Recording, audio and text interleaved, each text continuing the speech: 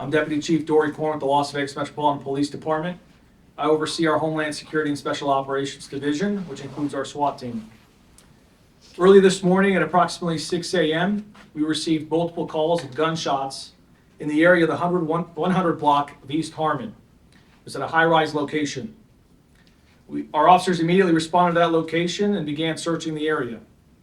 Upon arrival, they heard gunshots themselves, but they could not find any victims, and I can tell you that no one was shot during this incident. Nonetheless, because our officers heard gunshots in the area, we immediately activated our SWAT team, and they began going to the area. As soon as our SWAT team arrived to the area, we ended up identifying a unit that we believe was associated with the shooting. We believe that the suspect may have been inside of that unit, and so the SWAT team secured the location, and then we began a slow and methodical search of the unit. We do that for safety reasons and to make sure that our officers and the public remain safe. Once we completed the search of the unit, we determined that the suspect was not inside of that unit, but we did recover evidence associated with the shooting, to include a handgun as well as ammunition. At that time, we ended up identifying the suspect, and we began sharing that information with our security partners as well as all of our units in the area. And we received shortly after an alert that the suspect was still in the area nearby. Our units converged to that location, and ultimately between security and our officers, we were able to take him into custody without further incident. It's important to note that we believe this was an isolated incident. Most importantly, there were no victims that were shot or victims that were hurt. And our officers were also safe upon a response to a very significant event. And at the end of the day, there is no further threat to the community. Our officers did an exceptional job, not only immediately responding, and our SWAT team, which is no doubt the best in the country, did a remarkable job dealing with this type of unique event, securing the scene, making everything safe, and our investigators have done a remarkable job identifying the suspect so we could locate him quickly and put this to rest. I can take a few questions, but I do remind you, please understand that this is a active investigation. It had just happened early this morning. Our teams have been out there since the morning. We'll have more information at a later time. But leading up to tonight's New Year's event, I just want to reassure everyone that not only do we have very good plans for keeping the community safe as we've done year in and year out, but our officers are always prepared, and we ask our community to continue to report any suspicious behavior so we can continue to do well in keeping this community safe. With that said, I can take a few questions. Yes? Where did he shoot from?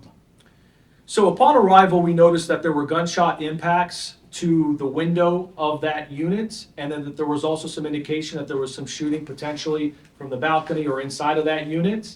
There are also some other gunshot impacts that we've located inside of that high-rise, but we do not yet have all of the details. As I said, the team is out there processing the scene. But the good news is that as far as we can tell, no one was shot at, and what we can tell you with certainty is we do not have any victims right now that have been shot. Do we know what kind of firearm or firearms were used? At this time, we believe it was a handgun, but we're still early into the investigation. And did this suspect bring the handgun up to, I don't know if it was a residential or a hotel unit? Do you know which kind it was, VRBO? But how did he get the handgun up there? We're still early into the investigation, so that's not a question we can answer at this time. But we'll get you more information. If there's any other questions.